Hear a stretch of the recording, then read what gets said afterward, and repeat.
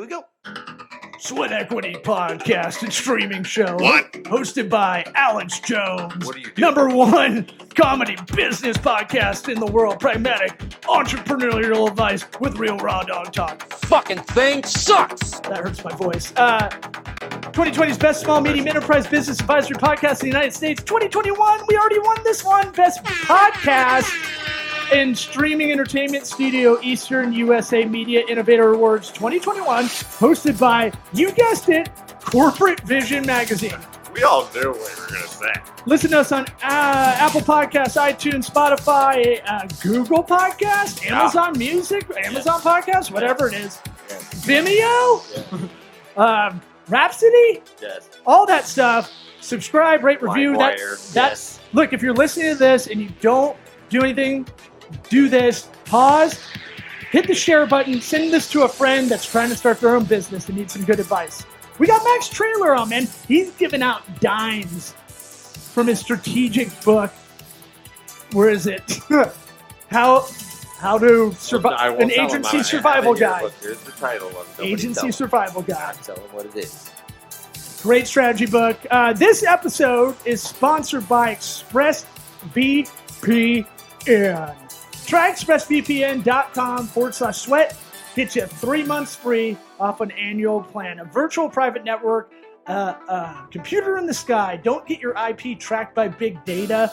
You want to watch Netflix in another country? Do it, bro. Try expressvpn.com/sweat. Gets you 3 months free off of being tracked by big government data. I hate that voice so much. Intergalactic child molesters in the White House. Try expressvpn.com/sweat. 3 months free. Let's get this party started. Hotty toddy. What about my sweat equity? Sweat equity.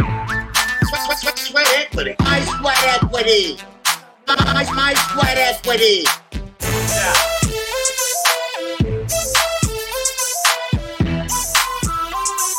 Sweat equity. What about my... The beers, man, they get me bloated. So I'm gonna drink one of these. I'm gonna drink one of these high noons, which I've been coming, increasingly fond of, because it's basically just vodka, with like a flavored seltzer water, and doesn't make you hate yourself the next day.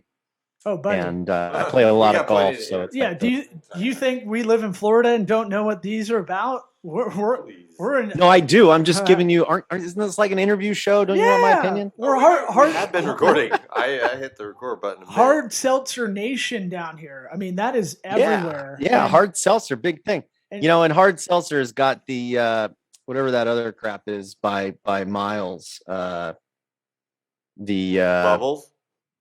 Zima? Yeah,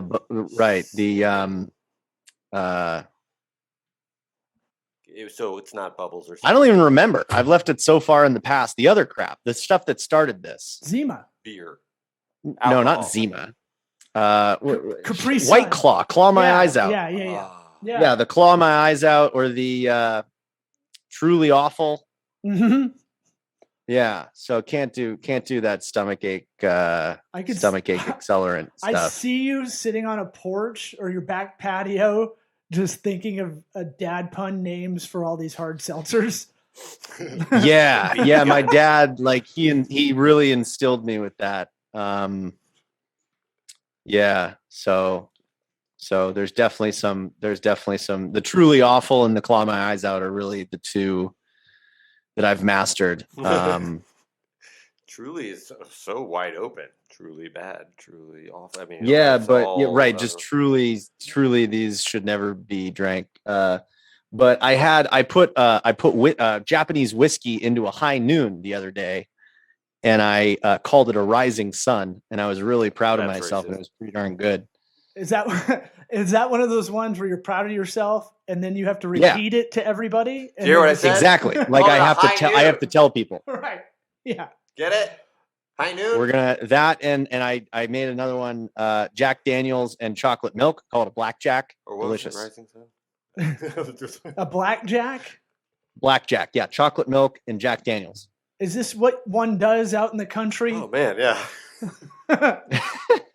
No, that one happened when I was studying abroad in Italy.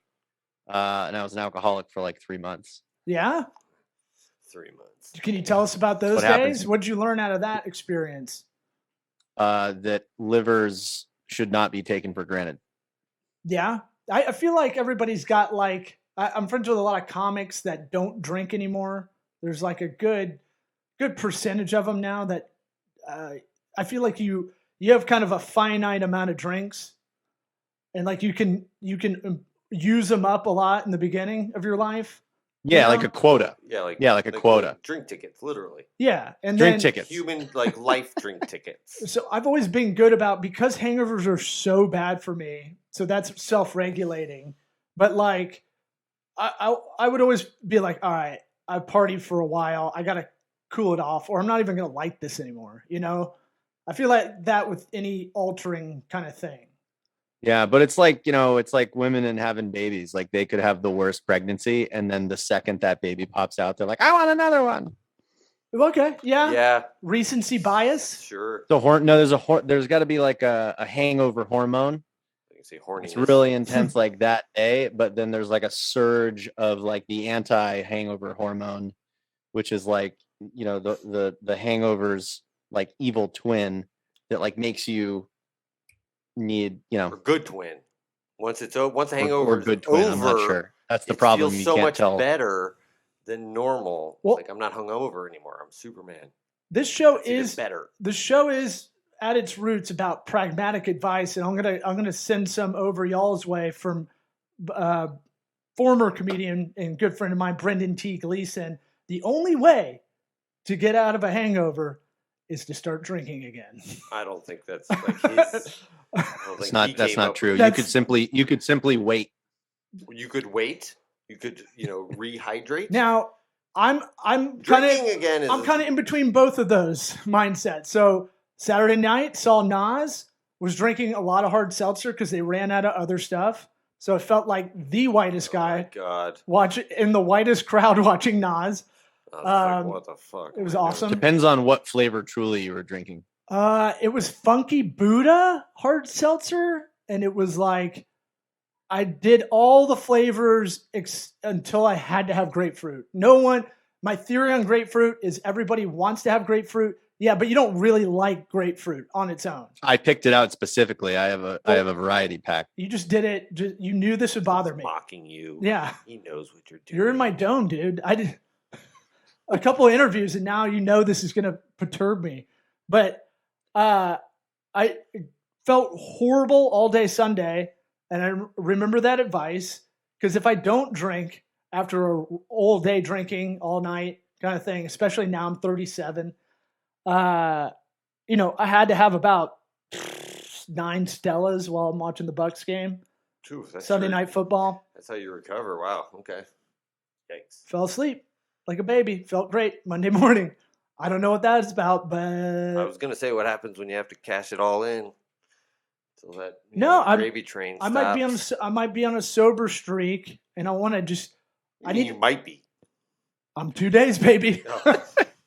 Oh. No, but Two is a streak. One is a fluke. Now 2 is a I streak. think 3's a streak. well, what's the quote from Major League? 1 is 2 is a streak. 3 is a winning streak. It's Or a called a heart win. attack. It's called a winning streak. Yeah. What? I don't have my sound effects. I'll just do it. Now, I'll do you be change Lou the Brown. podcast to hard seltzers with Max? Please do not. Don't No. do that, dude. Appeal to No, that female market? Boss babes? No, well, I'm not prejudiced. So I got my Globe bar. I got my Globe bar on standby. I want a and- Globe bar so bad. Dope. I want it. Yeah, the bar's in the Globe, Lieutenant. And Or any hidden and so bar. I just I'm a cat. I'm like water. Like Bruce Lee. I just Put the adapt to bar in what the everyone cat. else is drinking. And it's an adventure. Bruce Lee, you're really bringing up all the things I kind of hate. Bruce Lee's a pussy. I don't like Bruce Lee either. I don't get it. Bruce Lee's I've a total never pussy. met him, so I've never met him. I'm making Kick my his ass. I'm painting with some broad strokes here, Yeah. but actors in general, you already start out with you're already at like a B- at your highest, basically. You're an empty vessel. You mean mentally Less. and interesting? Yeah, just to as a hang human? with. Yeah. Well, I don't know if Bruce Lee actually did anything to really, perpetuate this. Like he's he's just an actor. I don't know if he was out telling everybody how badass he was. Oh, he definitely went around telling. He? Yeah. Oh, okay, yeah. And then he's parodied in Once Upon a Time in Hollywood. If you haven't seen that, I did. Yeah. So I mean, obviously that's an exaggeration of good him. to know. So when I say fuck that guy, it's all good. Yeah, he's a pussy. Been saying it for years, but I didn't really know. Next Max is gonna say he loves Jim Morrison and he could do no wrong, and then I'm gonna fucking fume. No. Okay. Good.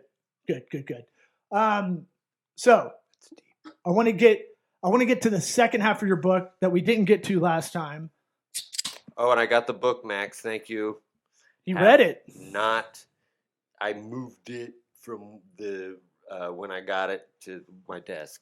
You've had a lot of two Trulies, and it's gone. I didn't even realize there was a second. I know. I know. It's like I really wrote half a book. I can knock this out in no time. There's a couple blank pages in there, so.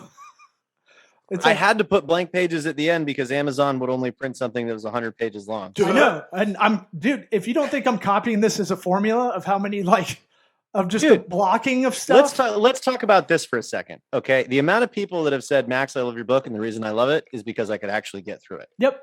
Because it's basically the equivalent of the first 2 chapters of every other business book that nobody gets through, that I've never gotten through. Right.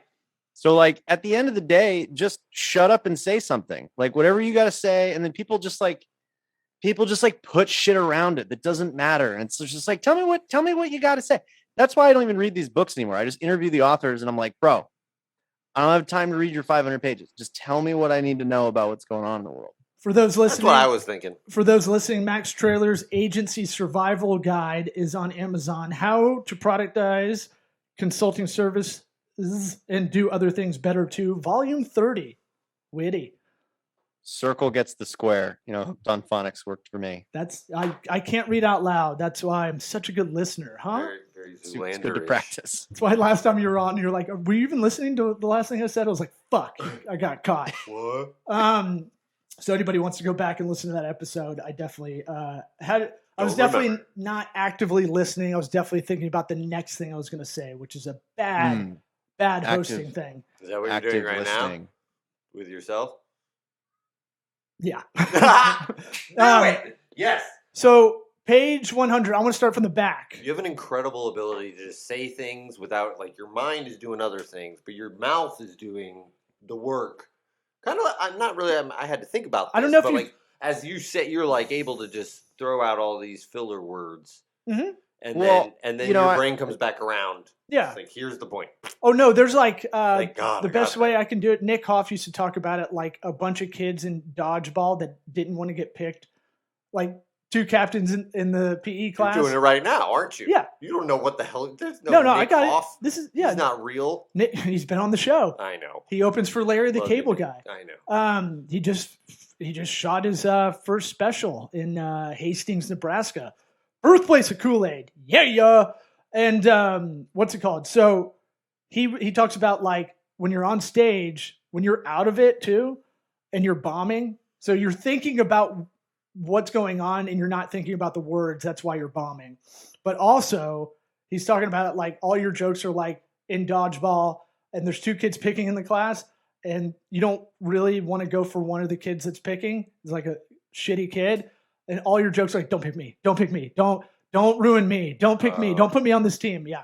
So that's kind of how it is. It's a long way to get to not a lot of payoff on that one. I'm with you. Last call. Don't forget to put your personal life first, charge for strategy, be intentional with your pipeline, create repeatable systems, celebrate progress, relax, have a drink. Matt. Yeah, they wouldn't let me print a book with just that page, so I had to write the other pages. Well, so is this how you still live your life? How long ago did you write this book? It came out on my 31st birthday, hence the volume 30. I'm 32, so it came out last year in May. So you just put it right to print as soon as you wrote it, or yeah? Okay. Well, I had to pay somebody to make it look good. So anything you would add to that list if you're gonna do an updated version? You go 4 agreements. Now there's a Yeah, 5th agreement. yeah. I was thinking that today. I thought maybe they're going to ask me a question at some point, and I need to have an articulate answer. And the thing is, I made it volume 30 because it was difficult for me to finish the book because I keep coming up with new, concepts. And so it was like never finished. I was like, shit, I got to add this. And so one day I just cut myself off and I said, you know what? Every year you can do a new volume. And that's where the volume 30 came from. And I was just like, perfect. It's fucking done now. And so I've been keeping track of things that I want to add to the book. But there's one that I think is worthy of that back, last call, things to remember. And that is, if you don't enjoy working with somebody, if you don't enjoy it, stop working with them. And I think that is the core that is what I have I've come to the conclusion that is the core of, the payback of being a solopreneur. We go through so much stress, we take on risk. But at the end of the day, it's the only thing that will guarantee that you get to pick who you work with. And it's sad to see so many people that don't get that and continue to spend time in toxic relationships or with client relationships with people that don't respect your boundaries or your work life. Like, that is the reason we do it, is to be able to say, I'm done with this, or to be able to say no to clients. And so at the end of that book needs to be, I don't know. I don't have like a witty, really quick way of saying it, but We're just, working on it. Be careful who you work with. Okay, that's valid. Look, that works in all relationships. That No, it doesn't work in a full-time gig. It does not work in a full-time gig. You ever got sat next to a Karen? Oh no, yeah, but the logic applies. The logic is to go strive for that. Yeah, either surround yourself with people you want to avoid work with. The Karens.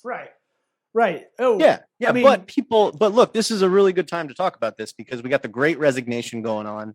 More so than ever, we're seeing a shift of the really senior talent go from corporate positions to doing their own thing. They're doing that for a number of reasons. One, they're getting laid off. Two, they're realizing that company really didn't give a shit about me, and I don't want to go back to that office. It's completely useless. That doesn't make any sense. So I'm going to go do my own thing. Plus, they were violently exposed to life doing their own thing. And guess what? It ain't that bad. The world didn't catch on fire. Maybe it kind of did. But anyway, so you got all these people going and doing their own thing, but they're bringing with them some of this legacy corporate culture of like, ooh, this person's going to pay me money, so I have to work with them. Or like, I have to, like, there's like these weird set of corporate rules that people are bringing into their personal careers. And, they can jump 10 years in the learning curve by just following some of these directions. Like, at the first sign of disrespect, get out, give them a refund, whatever you need to do. It's worth the money. Get the hell out. Go find yourself somebody that believes what you believe, that you really enjoy doing your best work for. I believe you mentioned this in the perceived value part of the book, somewhere, I want to say middle of the book. It's you talk about, you find yourself almost like I found myself doing this a lot. Like you would, here's the plan, here's the strategy, here's the actionable items, here's the project management, here's a sexy Gantt chart. Ooh, yeah. Here's everything you need to do. Here's everything you need to do. And then you get down to the wire to start implementing. And they're like, well, we want kind of like some of this, but not all of it. And we've got someone here that can handle this. So we don't need you to do that. And then you mentioned you start negotiating your own plan. And this isn't where you need to be. You need to have that kind of set from the get-go that it's your strategy. This is how to do it. And part of that is the perceived value coming into it, right? Yeah, you want to be perceived as an indispensable partner. And, I take this, I have to give massive credit to a mentor of mine, Steve Lashansky, wrote the book, Ultimate Sales Revolution. But the concept of an indispensable partner is that your clients perceive you understand what's most important to them. And number two, that they believe you can facilitate what is most important to them. It has nothing to do with doing the work. You need to be perceived as a facilitator And the more you get in and do things, your identity will shift from, wow, this is somebody that can help me gain clarity in my business, understand what's most important and facilitate that. That will disappear as perceived value, and it will reappear as, wow, you're a great social media button pusher guy, or like you need something, changed on your website. Max is the guy to talk to. Guess what? They're replaceable. There's thousands of them. And you can only charge what Joe Schmo, the freelancer, is charging on Upwork. Right.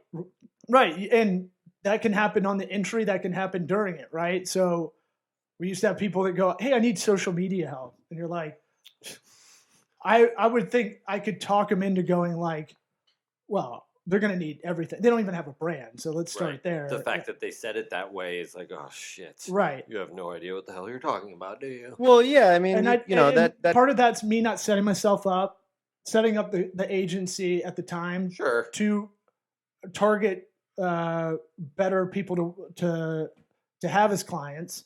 So we're taking on these kind of things coming to us instead of us pulling it in, kind of shit. Well, I think I said it pretty well on the decision makers and order takers. You're either an order taker, and you know that when somebody comes to you and says, here's what I want, and you say, great, do you want fries with that? That's an order taker. That means your clients are in control and they can shop around, and probably are, right, for what they're asking for. You want to be in a position where a client comes to you and helps you make a decision. Now, it could be the same process, just happens much earlier in the process. Hey, Max, I'm thinking about doing some social media work, but since you're the expert and everybody says that you've helped them turn their business around and improve their personal lives, I just like, what do you think? Am I headed in the right direction? If you're being invited to help them make serious decisions, like how to spend money, how much, with whom, which I think are I think those are the two biggest things when you've arrived, is when people are taking your advice on how much money to spend and with whom.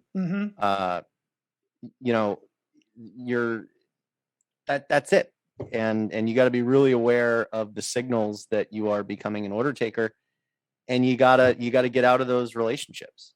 It's funny you say that. I mean, I didn't even think about it until you said it, but I have found myself having meetings as of recently that were more like that, where I was just like, I'm not going into this like, oh man, this has to go great. I'm like, I just need to talk to this person about their expertise in it, and whatever comes of it, fine. Like, I didn't even realize that was the Max Traylor canon to follow as I was doing it. It just osmosis. You didn't read your book, dude. No, I didn't need to. I just learned it there's not from interviewing Max, right? No. I learned it magically. Do you want it in an Ernest Hemingway-like kind of writing style? Short sentences? Yeah. It's in the book. Well, look, there's not an original thought in that book. I just have talked to people for the last 6 years. Yeah. It's Law just farted. Sorry, I ate some. You made a big show of it too. No, I just leaned over. You could have not brought it up. He didn't hear it. It definitely hurt. Yeah, it's all. I could have thought that was the chair. There's not an original thought in that book. I mean, I just told you that I got the whole idea. Act like he didn't hear us talking about it. Back to the book. No, we talk about that too. We're a vessel for smarter people on this show. That's why we have you on. Wisdom is the curation of knowledge. Knowledge times experience. That's what I've always. Yeah, well, there's a ton of knowledge out there, but somebody wise can help you navigate the knowledge out there. I've been spending 6 years gathering knowledge, and I organized it in a way that I wanted to. That's all that book is. I think people, are frozen in time. They're like, oh my God, I don't have enough information to write a book. That book is just like a golden business card. It's like the golden gun of business cards. It's an unfair advantage. And all I had to do was capture my learning experiences, delete like most of the content, draw some funny pictures, and make sure it reflected my personality and my view on the world. And that's it. And so everyone should write a book, and it should start at volume whatever the hell, and they should just update it from time to time. No, yeah. I agree. I mean, look, it feels like a blog. Well, I was thinking, you and I, we don't text ever, but we talk on Slack. And Like two little girls, right, that have their second phone line in the 90s. I mean, I know that I've thrown out A+ material at you on Slack that I knew would never see the light of day, and probably shouldn't for whatever reason. But man, we print out them Slack conversations. That could be a book in itself. I'm telling you. That's what. Yeah, you could call it sweaty Slack. Ooh, Okay. Yes. Man. There's a nutsack reference in there somewhere. Right. Put a dick tie right over it. Sweaty nut slacks. The dick tie logo right over that. Yes. Mm-hmm. Okay. Well, I'll get to work on that.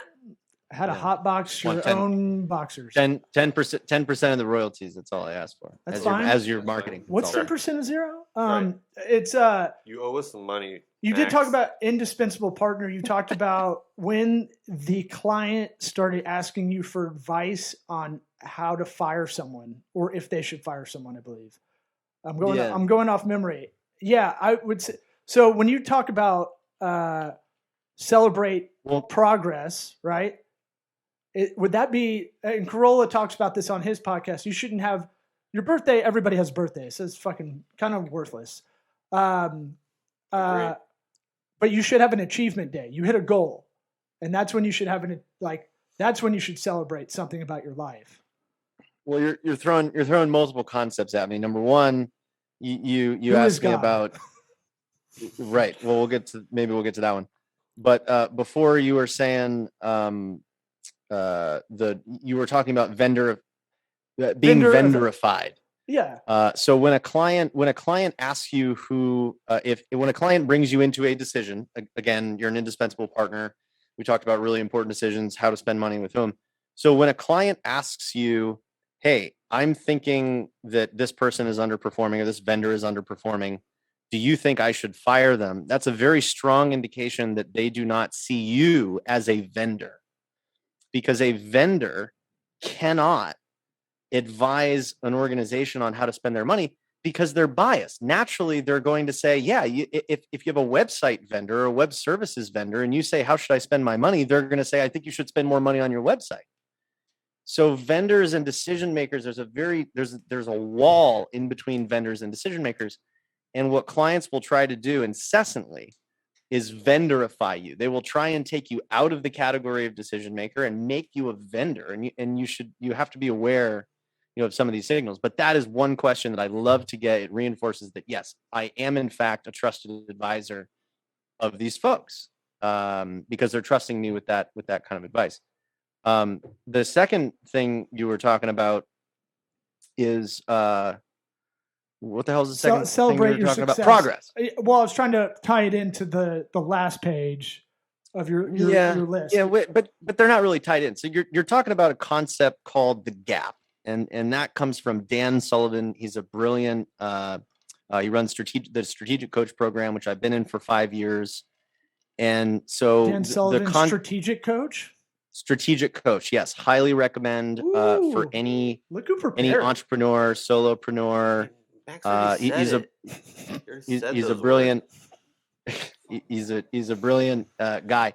But the problem is people, when they get into their own head, first of all, visionaries have like an incredible vision of the future, and often it means it's unattainable because they are visionaries. If they're visionaries and their visions are attainable, then they're not dreaming big enough. So the problem is they measure themselves, their self-worth, based on their ability to capture these incredible visions, which should never be discovered, or else, then they're not being creative enough. So he talks about that's the gap, and it's depressing and it sucks, and we all fall into it. And so a much better mindset when you're doing your own thing is to measure your progress, because you'll always be making progress. And it's not, like my grandfather would always say, it's not in the end result, it's enjoying the ride. It's enjoying the progress that you make. So it's a totally different mindset. And there's, different apps for it, and different people say it different ways. It's not, Dan Sullivan isn't the only one talking about this, but solopreneur or running your own business, the challenge is not getting people to pay you. The challenge is not going crazy while you do it. It's a mental marathon, and these are some of the concepts that people should be aware of when when they're feeling low on energy, or when they're feeling like, they're totally moving in the wrong direction. It's like, hey, look at where you were a year ago, and use that perspective instead of like, oh, I'm not making millions of dollars like I thought I would. Right. At least you're not working with Karen anymore. At least I'm not. Exactly. That's like, that's the progress. That's the thing. It's like that might be my number one thing, is that you get to pick who you're around all the time. Because really, that's there you go. Kind of a big deal in life. Relationships. She's talking about her cool new CRV, and you're like, that's the car for people who don't like cars. About your kid's car line, like the delay, like what? Oh God, yeah, that's the best part of it. Yeah, I agree. Yeah, my first professional experience was rejecting an idea that was an awesome idea. And like, so my first rule is like, I don't want to work with people that reject my ideas for no good reason. I'm open to feedback, but if you're just like, yeah, I can't do that because I just can't do that, then I'm just like, well, you're a giant waste of fucking creative energy. Yes, I've already made up my mind before you even opened your mouth. Exactly. This was day 3 of a 3-month internship, and and then like a month in, they're like, yeah, we would love to have. This was my only corporate job, by the way. I only lasted 3 days mentally. I lasted 3 months because I signed a contract. But I started a whole business while I was there. Anyway, I realized that, corporate is just, my opinion, waste of time. Well, you know yourself. Some people like the security of it. Is it secure? Is it secure that one person can take away 100% of your income at any given time? Is that secure? Yeah, it's a Trojan horse. I agree. We talk about secure. We got fired from the same company, dude. Yeah. Talking about secure. For no reason, too, both of us. After I failed a culture. Guys, I still have a job. I don't know what you're talking about security. Yeah. Well, it wasn't like we weren't working on the side anyway. But you had it as from Dan Sullivan, strategic coach. The space between where you are and your unattainable vision is the gap. Yes. Yeah. And it's the Achilles heel of visionaries. Right. Because if you're a visionary, you come up with shit that's unattainable. Well, what I wrote was like, this is why celebrities are miserable when they get famous, because they got there and they got to this thing that they thought they would. All that energy they used to get there and be amazing is now. And that's why they go nuts. Yeah. A lot of that's the why time. Tom Cruise is jumping off the side of fucking buildings. Without, you don't have to do that shit, dude. Yes, he does. Yes, he does. Or I've heard it called the heat. I have to be the only guy that jumps off. Exactly. I'm the only actor doing this. Jackie Chan's already got you there, bud. Right. Yeah, but the difference with Tom Cruise is he keeps moving. So that's the other part. Your vision needs to change. The position, your POV of the vision. That's what you're kind of saying, right? Well, that's the other thing you talked about. As a visionary, you're right. You're always expanding it. So it's like you're beating yourself up for not being able to touch the sun or reach the horizon. It's like it's the horizon. It's always out there. You're Icarus, you can walk forever. You never get there. So the real skill is being able to push that horizon, no matter what. Well, But when it comes to measuring yourself, measure yourself based on your progress. Measure yourself backwards, not forwards. Yeah, and it's that thing like we've talked a lot about SMART goals this year because I set it out in the beginning of the year, and it actually has been interesting that I have been monitoring the progress of like attainable goals. They're measurable. So that the fact that they're measurable, I spend, a day, 5 minutes a day typing in all the shit that I'm doing to see if I'm hitting it. So it's been interesting to do that, and it has been satisfying. I'd like to see those records. All right. You want to see it? I'm just and if you're attaining I'll at least show you the push-ups one. If you're attaining your goal, then but the thing is, if you're attaining your goal, then I have my own wasn't the right goal. Right. Yes, I agree. 34,000 push-ups, 34,000 sit-ups this year. I'm at 29,000 push-ups. The prison workout, yo. 30. Yeah, if Ray Lewis. That's the Ray Lewis workout when he was in prison. Yeah. Wrongfully accused, might I say. 30,000. You got to keep yourself busy. 30,000 sit-ups, and then I wanted to get 2,000 miles walking or running, and I'm at 1,600 for the year. So, God damn, good for you. Oh, nice. No, I'm gonna have to pull mine up. So, but for me, I know that goal is about being more consistent because I can be really good for 3 weeks and then a shitball for one, and that's what I realized about myself trying to make these goals is I want to be more consistent. I know I need to be. So that was like a little thing there. But back to the Gap, not talking about the store. The hedonistic treadmill is the way I've always heard that, right? You get up to this, it's always another thing, the next thing. Elon Musk has the next thing. I'm gonna take people to fucking space. That's what we're doing, man. Yeah. You know, I'm gonna have 6 companies that are super ambitious, but I know myself and I know the people that I hired. But the point of a goal is it forces you to have a plan, Right. and because the And as you said, strategy is just a plan.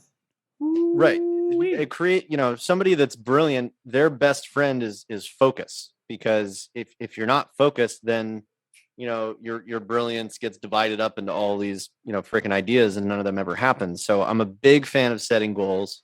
But when people say, okay, I have a goal, and they don't commit to a very specific plan on how to get there, they're only shooting themselves in the foot, and they're setting themselves up for failure. The point is not to achieve that goal. The point is to give yourself permission to focus on the things that you've identified to reach that goal. Yes. You might exceed that goal, you might come short of it, but the mental anguish that business owners, people that make their own agenda suffer is, oh no, I'm paranoid. I feel guilty that I'm not doing the right thing, that I'm not doing enough work. Because in every other situation, somebody tells you what to do. They tell you how you're going to be measured. But when you're doing your own thing, you have to make that shit up yourself. And without objective criteria, you're going to tell yourself that you're a piece of shit. Yeah. You're going to beat the shit out of yourself. Exactly. So you gotta switch into like, I'm going to give myself a plan, and I'm going to give myself permission to follow that plan, right, wrong, or indifferent. And it frees you up from a lot of guilt. Yeah, definitely. I definitely went through that for sure, because I felt like wasn't doing enough, but then am I not doing enough at home and everything else? And then it kind of spirals into that. And then we have a culture that a culture that celebrates working yourself to death. Yeah, hustle culture's a fucking that's a Trojan horse as well. I think. Yeah. I mean, I think a lot of people push it because a lot of us our proclivity isn't to have a good work ethic. So I think a lot of people that push that, I think, is just kind of motivating themselves. But I have the world's lowest work ethic. Every time I'm faced with a task, my brain immediately goes to how do I get the best result with the least amount of effort. Yeah. It's efficient. And in order to do that, you got to build systems, you get to the moon. Plans. That's how NASA got the efficiency space or some shit. Right. You're not gonna have every individual on Earth, stand on each other's shoulders to get to the moon. Like, you got to figure out a different way. But people are sitting there in hustle culture going, just work harder. Yeah. Just do math harder. Sleep when you're dead. Yeah. That kind of shit. And another thing, I don't know if I'm allowed to just go on rants, but another thing that I've noticed. We'll leave on this rant. How about that? Because we gotta bounce. We're keeping the time to how we that 33-minute mark. Yeah. Well, hey, I'm the weatherman. You guys can have me back next month. We can talk about weather out there in entrepreneur world. But I'm slowly starting to feel stronger that the worst thing that you can do as a solopreneur or a consultant is to charge hourly for your services. Agreed. Oh yeah. And it's not because you make less money. No, that's not the reason. The reason is simply because you are incentivized to do more work. Mm-hmm. Yeah, to take longer for the same result. Yeah, so that doesn't help anybody. So it's the core of the incentive structure of hourly. And I remember when I charged hourly the first time I went out and did my own thing. This is before I even, this was like right out of college. I was like 19 or 20 years old or whatever. And I was all proud because I did like 20 hours of work for this client, and they were just like, "Hey, dude, we didn't think you'd do that. It would take that long." Right. And I'm like, "Whoa, shit." So here so the incentive structure is to do more work. It doesn't help anybody. And on the flip side, if you're really good and you're fast and you're efficient and you've spent years and years and years honing that, and you do something and it only takes 2 hours, it's weird to be like, it only took me 2 hours. They'd be like, oh, okay, so yeah, 2 Right. hours at this rate there, boom. It's like, well, no. Yeah. But track your own To time. be able to do that, sure. But I mean, Yeah. if you're So truthfully doing it and you're experienced and you're good at it, it's a weird way to charge. It should look like, it should be, what's the martial art where, Judo. Aikido. Judo. It takes no Damn it. effort. It looks like you're doing nothing. Use it's the other gonna- person's My dad energy. always said it. By the way, we were just guessing based on 0 clues. I knew Yeah. what you said. No, that was good. I knew where No, he was going. we have like a mind meld. If you read the book, we'd have a mind meld too. But Guys are it's just me and low. Yeah, Loft you now. just didn't read the book. Yeah. Mhm. No, I said I didn't read the Yeah, book. no big deal. So look, I'll leave you with the mindset shift. We are, doing your own thing or being a consultant is not about charging for your time. It's about charging for access to a lifetime of knowledge that you've accumulated. Right. Yes. Yep. I've always said Perfect, be yeah. resourceful. It's similar kind of thought process. Yours is better. Max, do you have another rant so we don't finish it on that? Yeah. How about a silly rant? God. I always say be resourceful. You got any parenting He's got tips? nothing. I always like Good. the Max, don't say anything entrepreneurs that else. talk Leave him about hanging parenting. hard. Yes. Okay. Are we still recording? Oh yeah, Max. we can cut it off. I plead the fifth. We got to get you down. I How about haven't, this? Max, I can honestly say I love you now. We got to get you down to Well, you Tampa left him hanging. one time. Party down here. We'll take you to the finest strip club buffet. Well, look, watch out, because I grew up in Jupiter. I still have family Yeah. there. I take Jupiter trips ain't down Tampa. Yeah. there. Sometimes. I know it's not right next to Tampa, but you guys could send a car to pick me up. Sure. That works. Yeah, yeah. The strip clubs have we'll send those, her right? a They got driver. little cars and Yeah, they're called Bang Bus. Yeah, you Well, gotta do you some know, stuff I on got- the way. You're Like, gonna on the leave me way, hanging on it's that not- one, the drive buddy. sucks for you, honestly, literally. We'll the figure it driver out. sucks, to be honest. We'll figure it out, man. We don't believe in masks here. Our governor slaps people when they put them on. But all right, man.